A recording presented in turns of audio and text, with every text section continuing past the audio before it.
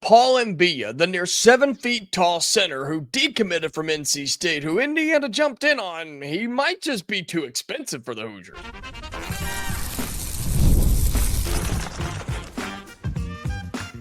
You are Locked On Hoosiers, your daily podcast on the Indiana Hoosiers. Part of the Locked On Podcast Network, your team every day. Welcome, and it is the Locked On Hoosiers podcast. I'm your man, Jacob Goins. I appreciate you being here, making this your first listen or your first watch every single day. We are part of the Locked On Podcast Network, which is your team every day. Today's episode of Locked On Hoosiers is brought to you by FanDuel, okay? Right now, new customers can get $150 in bonus bets when your first $5 bet wins. Head to FanDuel.com to get started. Well, there's a lot to go over on the show today. Can the Big Ten be better as a conference this year? I'm talking top to bottom, middle of the pack, bottom of the road, and the top tier teams as well. We'll talk about that in just a little bit. Plus, what a huge week this is for Indiana basketball recruiting. You've got one of your prospects who's making his commitment this week somewhere. You also have another big-time visitor this week on campus as well. But we begin today's show with a topic that we talked about late last week, and its name is Paul Mbiya. If you remember, he's the 6'10", 220-pound center who was committed to NC State to play for Will Wade, to play for the Wolfpack in this upcoming season, and decided to decommit from the Wolfpack. And there were a lot of questions and there were a lot of concerns on why he decommitted or where this was coming from. And I think NC State fans were pretty upset because I think they were excited when Paul Mbiya committed to play for them. But then all of a sudden, Indiana and the reports were starting to come out that the Hoosiers jumped in on this kid. They jumped in and said, yeah, we want to take a shot. We want to see how this goes. It was reported that Indiana was involved here, Oregon, Kansas. I saw something about North Carolina could possibly be hanging around this thing too. But I think that Oregon, Indiana, and Kansas were the three main players here. But then we started to hear, okay, well, could we get this guy on campus? Could we find a way to talk to this guy? Could we go visit him? What was the status, right? What was going to happen next? And there's a lot of moving pieces because, as I said, this dude is eligible right now. He could play on any team that he goes to in this upcoming season. And that has its pros and its cons, right? I mean, you're talking about a kid who hasn't been practicing with anybody. All these teams have been going through their summer workouts and summer practices and things like that. And so he would be behind any of those kids that he would be able to, or he'd be behind everybody that he plays with on any team that he was coming to. But you could add a really talented center. We've told you he's from France. He plays in a professional league overseas in the U21 Pro A League over there. And he's really, really talented. He runs the floor well as a big man. He's nearly 7 feet tall. His defensive prowess is, of course, excellent. His blocking ability, his placement and his location and where he puts himself underneath the basket and being able to basically run block to block right across the baseline and protect the painted area. And then, of course, on offense, you just throw him the basketball and let him go to work. He's a big bully. He's somebody who's got a little finesse too, but he uses his 6'10", 220 frame to his advantage. He's one that's going to throw the ball down. He's going to slam it. He's going to power dunk it. He's going to let you know that he does that as well. He's just a physical specimen, right? And so it just made sense for Indiana to go after this guy. It just makes sense for Indiana to say, hey, we could use another one of those. I mean, Reed Baylor, we love you, and you're going to be great here at Indiana, and I've heard good things about him so far in early workouts, but you need somebody else is what the general consensus has been. I think we can survive without another one, but I wouldn't say no to another one, right? If you were able to land Paul Mbiya, I'd say sure. Why not? Go get him, see what happens. He would still be young, right? He'd still be coming in and playing as a freshman in college basketball, but you could be adding another one to the roster. Problem is, It sounds like Mr. Paul Mbiya might just be a little too expensive for the Hoosiers. That seems to be the early signs from the Indiana side of things anyway. That seems to be where this thing is heading is his NIL ask is pretty significant. But you have to remember too, we're entering a new era of NIL and revenue sharing as well, and we have no idea what that looks like for Indiana as a whole. And so I think that's why Darren DeVries and this staff have maybe backed off this just a little bit. I don't see this happening for Indiana. I just don't. And I don't think that's from the players' point of view or from the player's hand. I don't think that's him saying, no, I don't want to go to Indiana. I think this really was a situation or could end up being a situation that Indiana says, you know, as much as we'd like to have you, we don't want to spend the money right now because we don't know what's coming down the road. By no means do I want this to come across that Indiana is broke, that Indiana doesn't have the money to go after a big player, or they just simply can't afford it. That is not the case at all. Not at all. So hear me say that. Indiana is not broke. Indiana can afford any player in the country if they wanted him. Heck, they could have maybe afforded Kevin Durant if they could have jumped in on that trade rather than him going to Houston, right? Indiana's got money, but there's so many questions and there's a lot of concerns about where we're going with revenue sharing and NIL and things like that. It's just not smart to spend that kind of money. And I don't know the number. I don't think many people do. It's just not smart to spend big money on a guy who is unproven at the moment. I think he's going to be very good. I do. And I hate that Indiana probably won't land this kid because I think he's going to be really talented wherever he goes and be an instant impact player, one of those that I talk about all the time.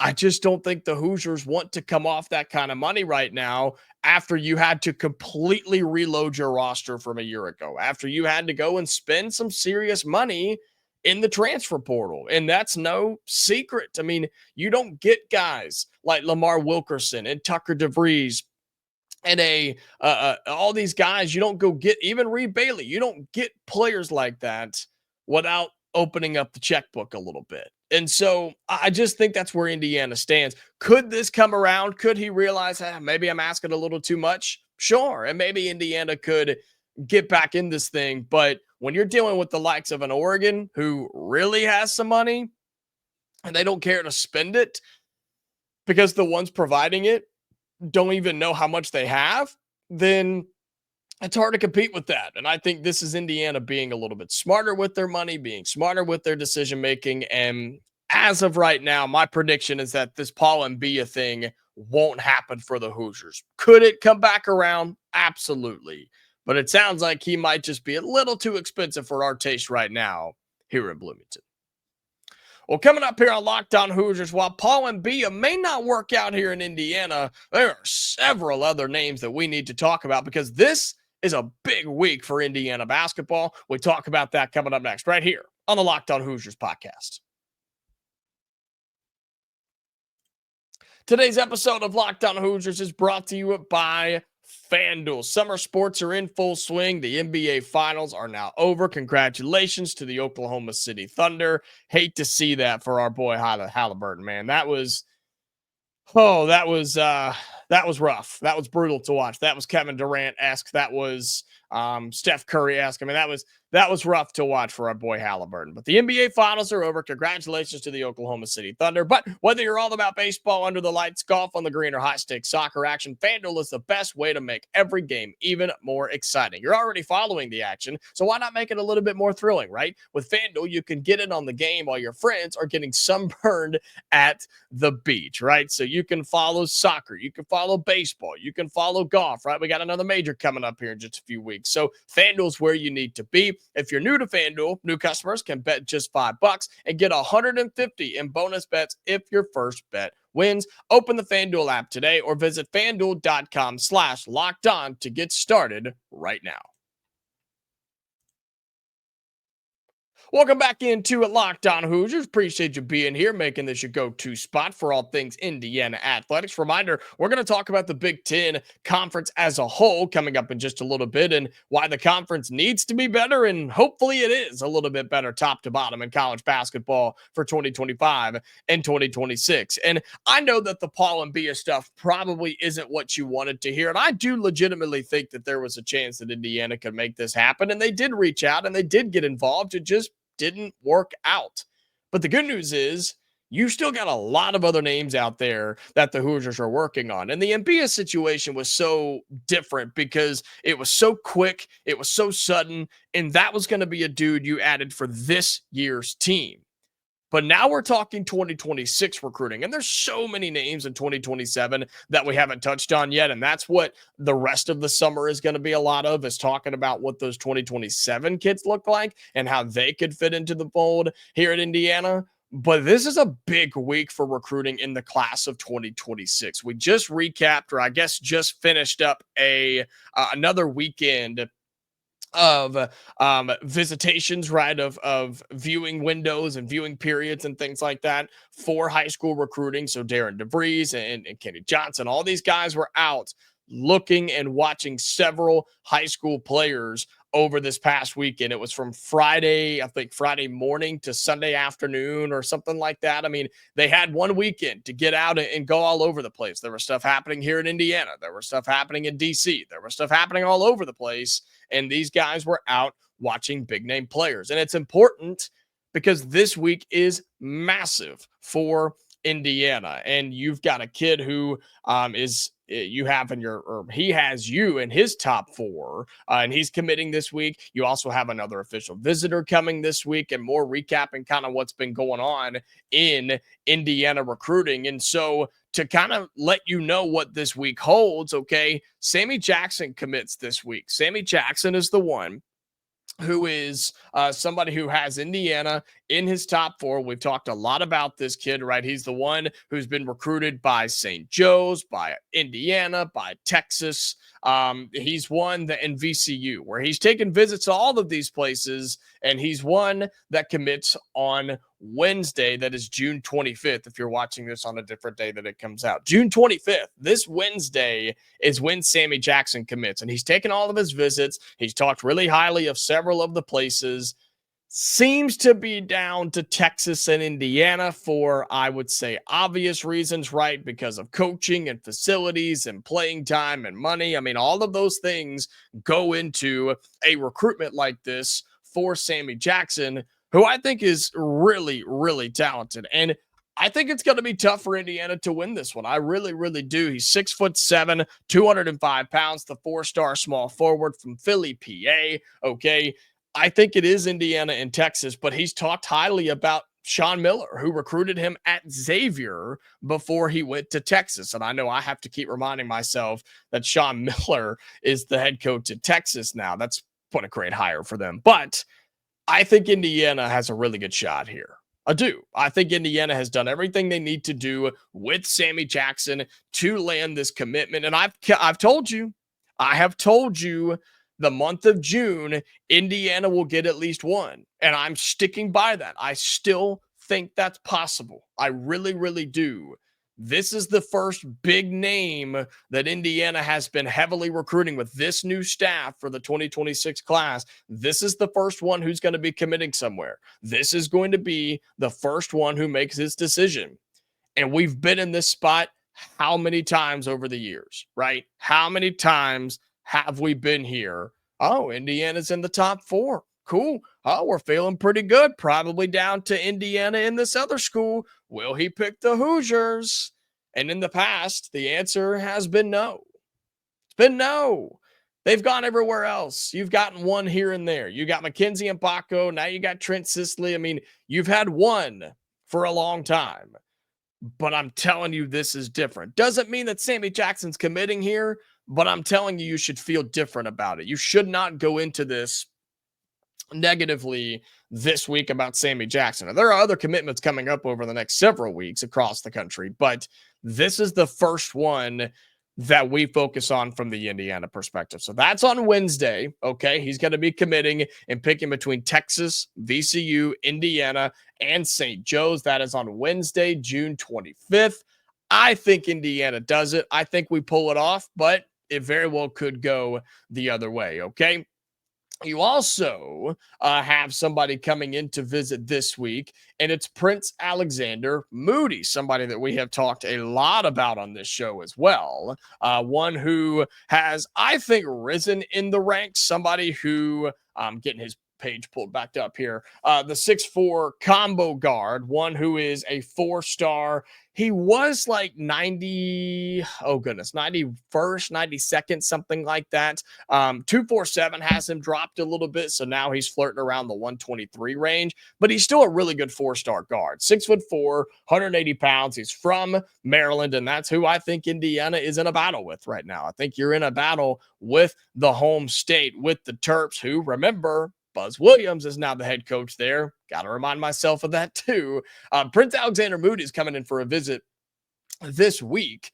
He's going to be here June 25th through the 27th, I believe. So that would be what? Wednesday, Thursday, and Friday. So you also have another big guy on campus this week. I mean, how big could it be for you to have an official visitor on Wednesday and also get a verbal commitment on Wednesday? Talk about some momentum. Talk about something you could use, not against that kid. That sounds negative and sounds sleazy, but you could use that as an extra motivational thing. You could use that as an extra pitch of like, hey, we just got one. We just picked up one. Think you could be along. Again, this kid is 6'4", 180 pounds as a guard. He's massive, dude. He is built to play college basketball, and he's going to be here on Wednesday, Thursday, and Friday. Has a chance to be a really, really fun week with Prince Alexander Moody on campus and Sammy Jackson, who could commit to the Hoosiers. And we talked about these guys as, no, they're not top 15 in the country. They're not even top 50 like we've seen, right, with Latrell Allman and things like that.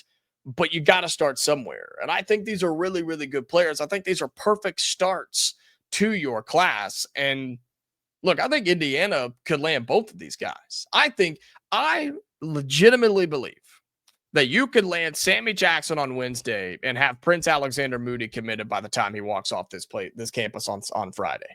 I believe that. I believe that could absolutely happen. Doesn't mean it will, but it absolutely could. Because I think Indiana has proven they've done everything right. They have proven they want this. They've proven that they are willing to do whatever it takes to get big-time commits. They're out visiting every single second that they possibly legally can, right? This past weekend's a perfect example. They were everywhere this weekend. They're going to these games. They're going to these tournaments. They're going to these camps. They're hosting camps. They're doing everything that they're supposed to do, which sounds so elementary, sounds so basic, sounds so generic. And it's like, well, duh, they should be doing that. You're right. They should be doing it. And the good news is they are. And I'm just telling you that it's going to pay off. And so, big week upcoming with Sammy Jackson committing to either Texas, Indiana, VCU, or St. Joe's on Wednesday. Prince Alexander Moody is going to be here this week as well. And there's a lot more updates on kids who have taken visits here. And I think they've gone very, very well. We'll have more on that for you as the week goes on. But just keep an eye out for what could be a big special week to the start of the Darren DeVries era on the high school recruiting trail. Well, coming up here in our final segment on Locked On Hoosiers, we will continue talking basketball, but man, can the Big Ten be better? Can it be a better conference top to bottom in basketball than it was a year ago? We'll kind of take a look at that and say why that needs to happen. That's coming up next right here on Locked On Hoosiers.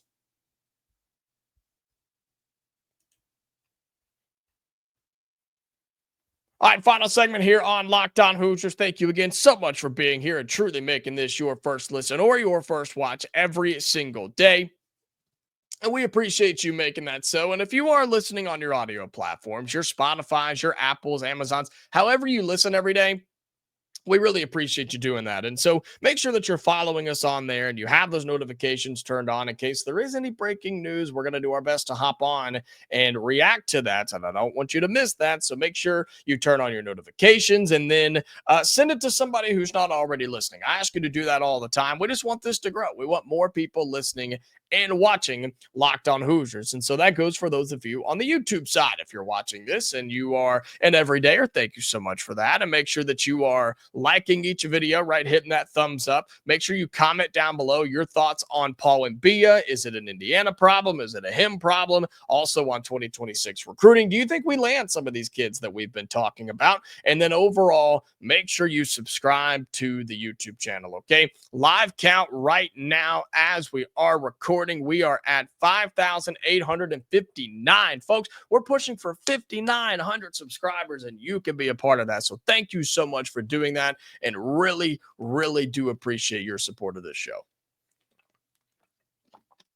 All right, well, something I wanted to talk about and something we will continue to talk about throughout the offseason as we get closer to the start of college basketball is the Big Ten as a whole, the Big Ten conference in college basketball. My question is, can the conference be better? Can it be better in 2025 and 2026 than it was last year? Can it be better in this upcoming season than it was last season? And I'm talking top to bottom because let's not forget the fact that the Big Ten had Michigan State in the Elite Eight. It had Michigan in the Sweet 16, who both got beat by an SEC squad, but you also had two SEC teams make it to the Final Four. They broke the record for the most teams in the tournament, and ultimately Florida went on to win the national championship. And we talked about it going into the tournament last year. What did we have? 8, 9 teams that made it, something like that, where you felt like it was a good number for the conference, but I didn't feel confident in us bringing home a national title. I thought Michigan State was our best chance to do it, and Michigan was probably our second best chance to do it. And there you go. I mean, you saw them lose to the same team on the way to a Final Four. And so my question is, can the conference be better as a whole? Because I think the top echelon of the conference was good last year and will probably be better this year. I mean, you start looking at different rankings and things. I mean, Purdue's getting a bunch of love. Michigan's getting a bunch of love, as they should. Dusty May's an incredible coach, and that roster is stacked once again. People believe in UCLA for whatever reason, so we'll see how that goes. And you've got a new head coach at Maryland, so they could be good. Indiana's trying to get good again. I mean, Michigan State's supposed to be solid. I mean, there's a lot of teams out there that are getting love from the Big Ten. All I'm asking is that the conference top to bottom is better than it has been in the past. Oregon, Illinois are two more examples of those middle of the pack teams that have to be able to compete. I'm talking about, yes, the Marylands, the Oregons, the Illinois, the Indianas, because we are a middle of the pack team right now. We were just on the verge of making the NCAA tournament. We all have to be better. We have to step up our game and be better than we were last year. And then you have to look at the bottom of the conference, the Northwesterns of the world, man, the Rutgers, who had 2 top 5 draft picks and they were still terrible. I don't even see how that's possible. But those types of teams have to be better across the board. And I say have to. Well, what do I mean by that? Well, I mean, if all these teams are better, it makes us all better. That means when we get to the tournament, we actually have a chance to make a run. We actually have a chance to beat teams from the SEC and from the Big 10 or the Big 12 or the Big East. It means we actually have a chance to compete with those teams rather than just limping our way in, hoping that we're okay, and then getting obliterated in the first weekend. That's not what we want. And from the Indiana perspective, I want this conference to be good. I want it to be solid. I want it to be a grind every single night. Do I like the times where you can try to get a beat up team and try to take advantage of them? Sure. We haven't been in a situation to do that, but it would be nice to have that moving forward, right? If you do get Northwestern on a Friday night or something like that. Yeah, try to take advantage of that and get a win. But I love the grind of playing Purdue and having to go on the road to Iowa and having all these games, right? And getting to go out west and take on a Washington team. Like, I want that for Indiana because it makes you better. It makes you more prepared. You are battle tested when you step in to the NCAA tournament, a place we haven't been in a couple of years, and we're trying to get back there. I want the conference as a whole to be better. And my prediction is that it will be. My prediction is that it will be. Wisconsin's in this category. Ohio State needs to take a step up, who I was wrong about a year ago. I think Washington will be better. USC with Musselman, maybe. I don't know. We're going to find out. But I think we, as a conference, have a chance to be really good. I think the coaches in this conference are incredible. Ben McCollum now at Iowa, Buzz Williams now at Maryland, Darren DeVries in Indiana, Dusty May back at Michigan. I mean, you're talking about some serious new faces in this league to go along with some dudes who have been around for a long, long time. You have a chance for this to be the best conference in college basketball. And I think it very well could. You're going to have to compete with the SEC and with the Big East, but I think it's possible. I think it's very possible. And I want us to get more teams in the tournament. I want us to have the most teams in the tournament. And I want Indiana to be right there in the mixture. And I think it will be. I just think it will be an improved league this year. And as we start our crossover series, we're going to be talking a lot of with all the Big Ten hosts that we can get about football, the upcoming season, and things like that. But we're also going to be talking basketball, and we're going to get some insights from these guys about what their teams look like across the Big Ten. And I think it will be improved, and I think it's going to be a lot of fun on the hardwood this year around the greatest conference in college basketball. All right, that's going to do it for today's episode of Locked On Hoosiers, man. Thank you so much for being here. Again, I can't stress that enough, just how much fun we're having, the work we're putting in, and hopefully you are seeing the results and enjoying those results as well, okay? There's a lot more going on. I've said it's a big week, and we're going to be here to cover it all with recruiting, and heck, you never know what's going on with football recruiting. We're about due for another one, so we'll see how that goes. Plus, July quickly approaching with media days around the corner for the Big Ten on football, and then the football season will begin. Practices all over the place. We're going to have it all for you, so make sure you're subscribed and have your notifications turned on everywhere for Locked On Hoosiers, okay? Until next time, Hoosier fans, stay safe, and I'll talk to you later.